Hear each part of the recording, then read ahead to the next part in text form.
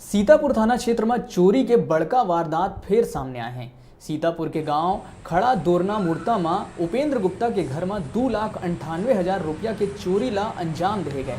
प्रार्थी की रिपोर्ट में पुलिस अज्ञात चोरमन के खिलाफ मामला दर्ज कर विवेचना में जुट गई है।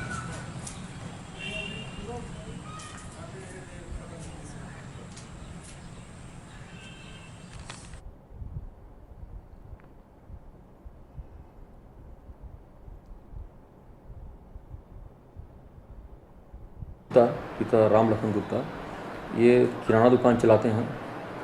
वो घटना दिनांक है ये 1/6 को रात्रि 14 बजे और 31/5 की रात्रि 11:30 बजे से लेकर 4 बजे के मध्य में इनकी दुकान में कोई अज्ञात व्यक्ति शटर उठाकर घुस गया और अलमारी के अंदर से, पेटी के अंदर से नकदी रकम 2,98,000 रुपये को चोरी कर ले गया।